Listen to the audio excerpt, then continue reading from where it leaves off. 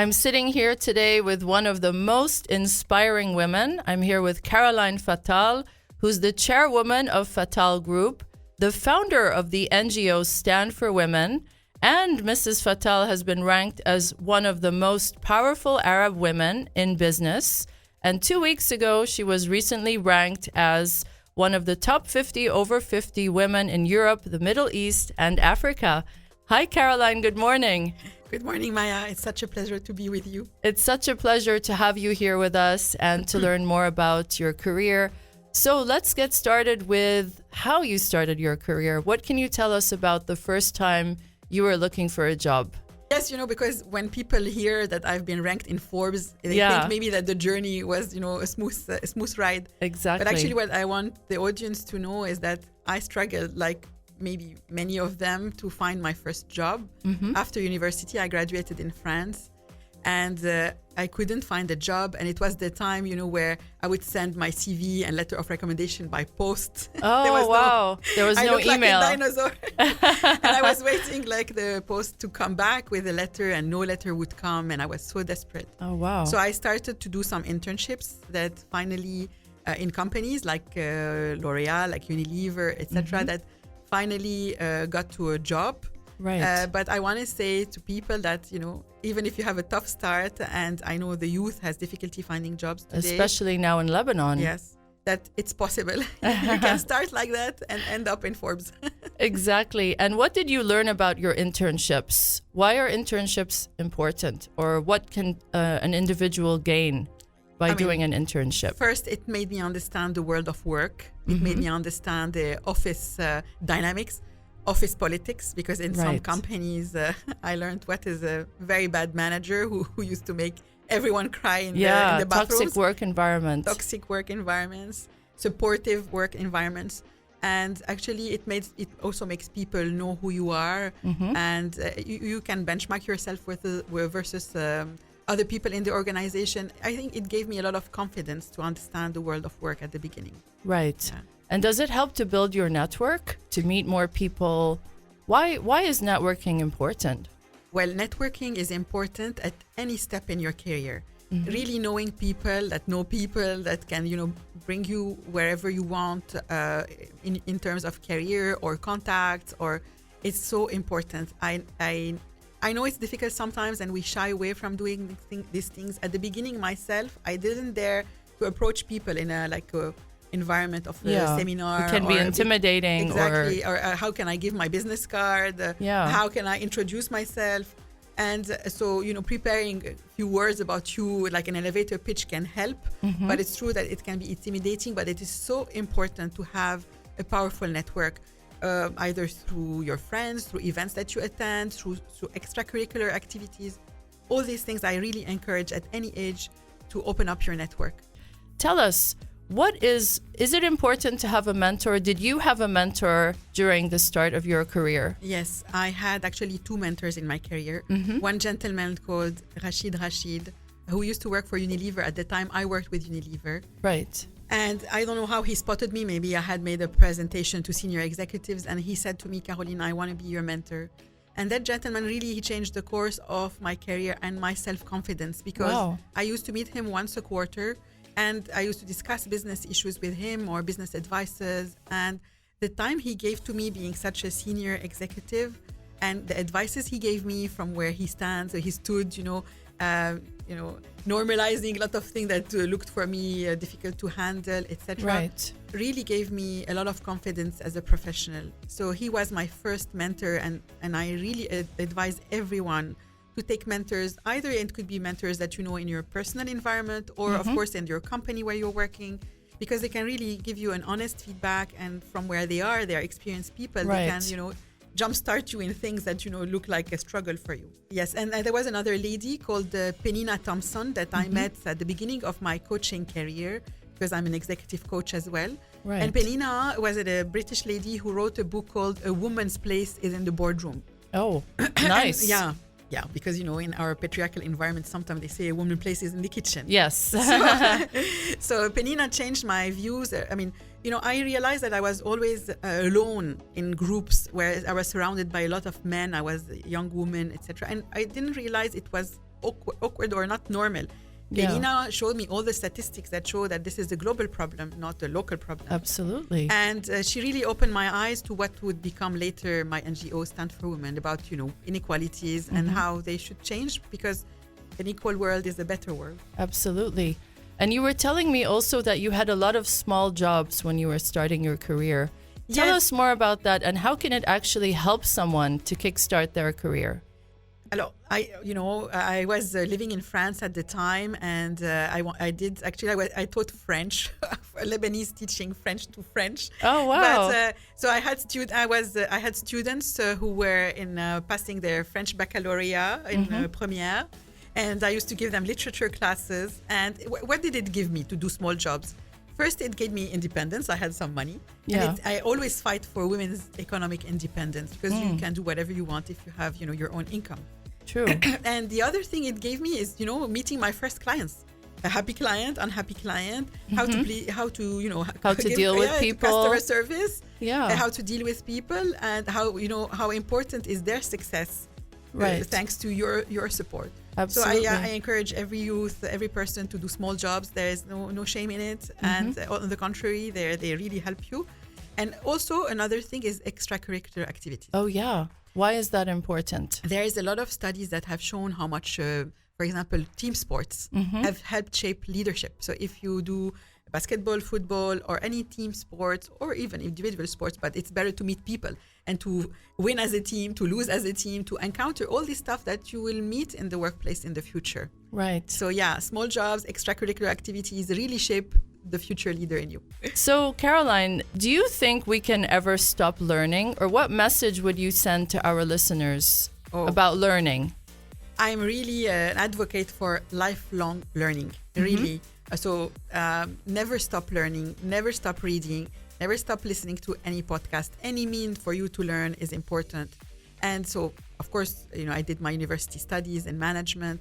And then when I had my third child, I decided that I want to reinvent myself. And I studied coaching. So I did the certification as an executive coach, and for one-on-one and for groups, etc. So this was the second time I reinvented myself through learning. And now I think I'm in a phase of my life that I also try to learn a lot around health, around well-being, self-care, longevity, self-care.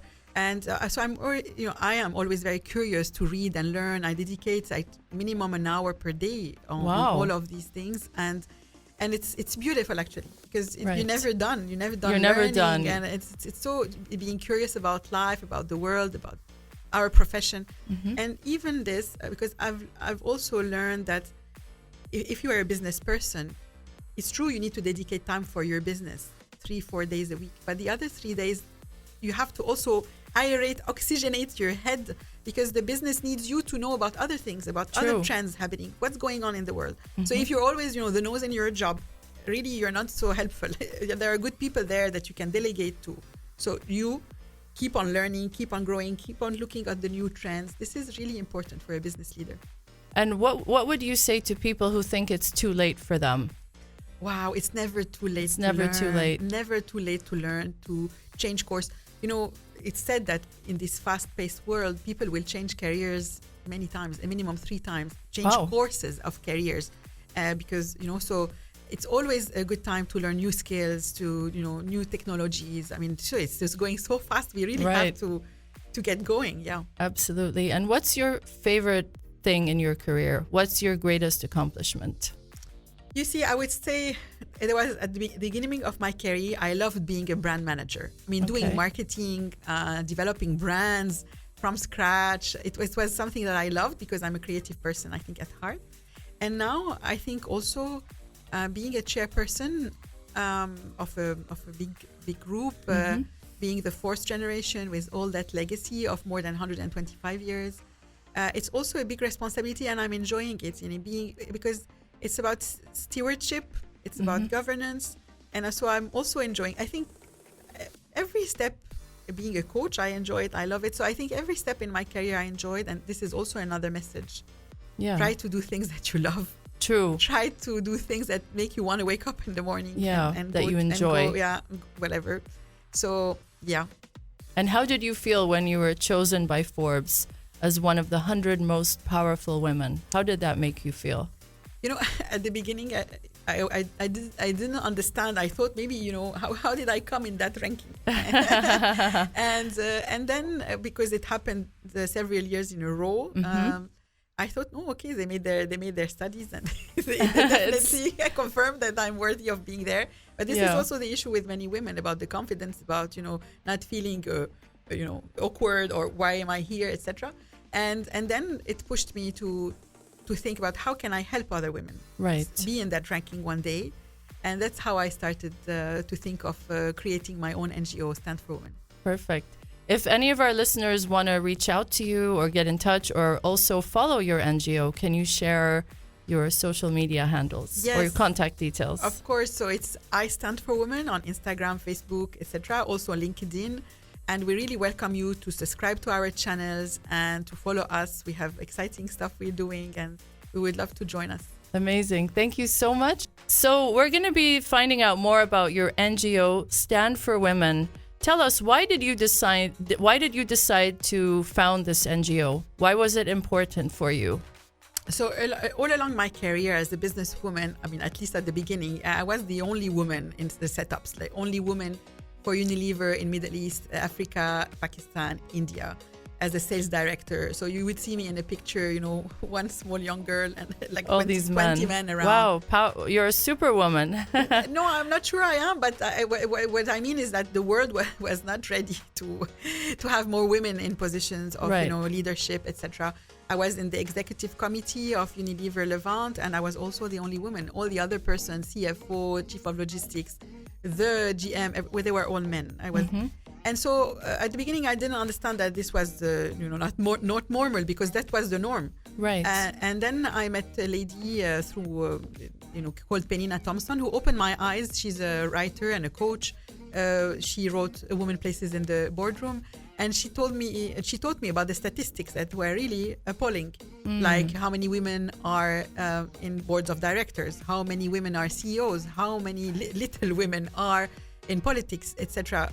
I'm talking to you 25 years ago. But today, actually, the numbers are unfortunately as bad as they were, or not so much better. Right. So then I thought, no, we need to change this. And at least I know it's in my own community in Lebanon, and I cannot change the world, but I can change the things one woman at a time. Exactly. I love that. Yeah. And so I thought, okay, let me do that NGO that I founded in 2017.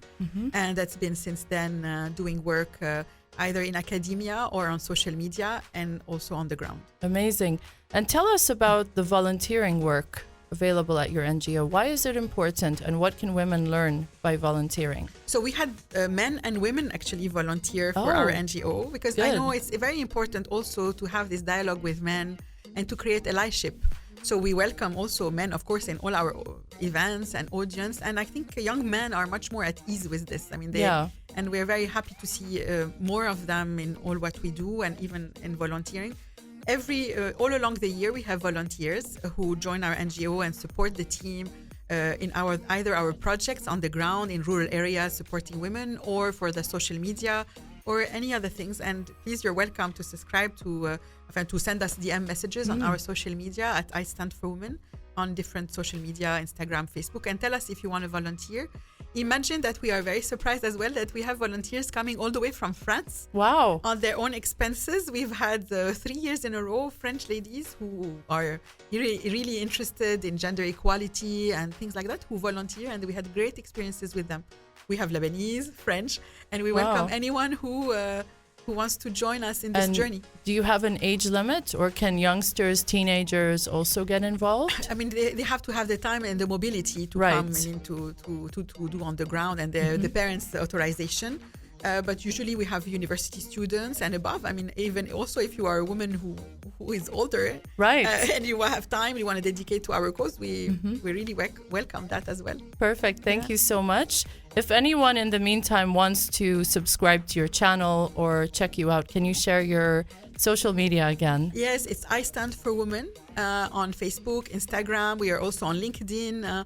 you can find us on many platforms, and please subscribe to our channels where we always inform you on the events we do, because we also do events that are free with really inspiring ladies who are on a panel, and so come with us, and it's a beautiful journey. Perfect. Can you tell us about the work you've done, including school programs and potential youth talks? Yes, so we would love, our target group usually is women entrepreneurs or women who have SMEs, small business owners who have mom and pop stores or things like that. But we would love also to reach out to the youth, because it's very important to start early in this dialogue around gender diversity. So we had the chance to do last year a program with IC School, where a group of young girls came to us and said, can you explain what you do? What is the story around gender diversity? Tell us the whole thing about that. And so I did a talk with them online twice. And then they decided that they want to do a booth in their school events. And they put all our merchandise. So we have merchandise, tote bags, stickers, notepads, etc. And they put them and they sold them for the benefit of the NGO and made a very, cute donation to us. But what was most important, because they created posters and everything, so they actually understood. Yeah, it created awareness in them. They understood the topic of, the lack, unfortunately, of enough gender diversity and difficulties that women face. And so it was really exciting, and we would love to expand that into more schools if they are interested. And also at university level, I know that there are a lot of forums where it would be interesting to, for me and the team to give talks and generate discussion around that topic. And what can you tell us about gender inequality today in the Middle East or in Lebanon? What have you learned with your NGO? So, we know globally that when there is issues, economic issues, women are the last to get support because they don't go and ask for it. So, for example, after the Beirut explosion, we thought, okay, people are getting support for homes and for food donations, but they didn't get support in terms of business. And we wanted businesswomen not to come last. And so we immediately made that Marian Fund to be able to support women in business who had their businesses completely shattered. And we're able to support more than 290 of them in the area affected by the blast. And another thing we know is that when there is, for example, wars and things, unfortunately, women are not in the peace talks, to stop the wars. The wars, and statistics have shown that if there were more women in peace talks and peace negotiations, they have much more likelihood to be concrete and to happen and to be long lasting. Wow. So there is a lack of women in politics. I mean, how many we have in the parliament and as ministers. And also in the business arena, and women in general. Only in Lebanon, the women inclusion in the workforce is only 23%. Oh, so it's that's very quite low. Yeah. So we look like a developed community where supposedly women can do whatever they want, but actually the numbers are still not good at all the echelons of the corporate world, the political world. Many unfortunately institutions lack women. And can you tell us about the Mariam Fund? So Marian Fund was actually an initiative in Stand for Women named after my aunt, that Marion, who unfortunately passed away in the Beirut explosion. Sorry for your loss. Thank you. And I couldn't accept that she passed away in the Beirut explosion without, at least her name remaining in the community. And so in her name, we gathered donations, and we managed to support all these women that had their businesses shattered to come back to their normal lives. And we are so proud today to see this area of Mar Khayel Jamaizi being back alive again. And all those women businesses, so small coffee shops, some restaurants, flower shop, seamstresses, everything, they are back again. 95% of the women we helped are still doing business today. Wow, that's so amazing. That's fantastic. For me and the team, that's a great accomplishment. So we've been talking about your NGO Stand for Women, and you were mentioning about some of the amazing events you do that are for free. Can you tell us more about your past events and what you have planned for the future? Yes, so we have events happening usually once a quarter called the Women's Journeys that we do in partnership with the CCE and ESA Business School.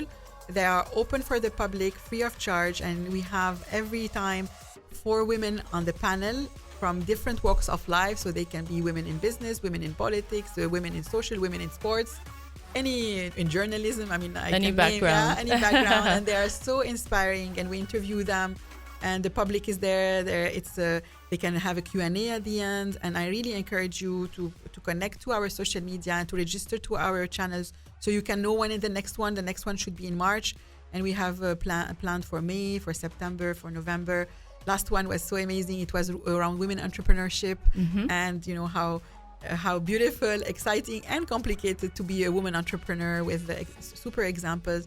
So these are some of the events we do, and also, of course, this is another thing. If you want to volunteer with us, we have projects on the ground to support women. So, for example, I know donations are very scarce these days. It's complicated to get donations. So, if you know anyone who would like to donate for our cause, you are welcome. What kind So we got a donation from a French NGO called La Guilde, together with a partner NGO called Alisar, and this was actually to develop women into being small business owners in Akkar, in the north of Lebanon. And it was to develop women to do moune, so actually food things from the produce of the villages, and to also learn to sew, to be seamstresses. Oh, wow. And so imagine that we ran that together with an NGO in Akkar, and we checked how many women were interested to do that. Yeah. We got 500 applications. Wow. Unfortunately, the donation could only cater for 40. So imagine if we would if get more enough support, how many women we could help. Wow. And so we've started, so they learn the basics of managing a business, being on social media. Of course, they learn the technicalities of learning the business as well, to do sewing or to do moune. And we have done similar stuff in the Shuf. We have supported in the past women owners of guest houses as well, by putting them on our social media. There are many women who own guest houses today. True, that's so very putting them on our social media, so the guests can know them. And we would love, for example, to replicate this to more women. We have many projects. Of course, funds are a little bit scarce, and we will find creative ways to continue our mission, because it's really at the heart of what we love and what we believe in. And you're making such a difference for women in Lebanon, and raising awareness and empowering women, encouraging volunteering. You told me earlier that the more you see, the more you can do. Tell us about that. Yes, actually, the more you see it, you can be it. Because if you, for example, you don't see a woman, prime minister, how can you have that ambition? If you don't see a woman Ministry of Foreign Affairs, how can you be that? If you don't see a businesswoman chairing a company, how can you be this? But we are very few. Right. And so the idea is, if you can see it, you can be it. And so we want to, like you as well, women who win awards in sports, etc., who can manage, multiple things in their lives and all their talents. So it's really important to have women like role models. So young girls, youth, young men as well believe that one day, they can have a woman boss. Yes, they can. They can be a prime minister. The women prime also minister, who support their women, who Exactly. support their daughters, their sisters, their wives. Absolutely. Thank you so much. If any of our listeners want to contact you or get involved in your NGO, can you share your contact details? Yes, of course. It's I Stand for Women on all social media channels. So Instagram, Facebook, X, Twitter, I don't know how they call it now, LinkedIn, and everything. So follow us, and hopefully you'll get great news. Thank you so much.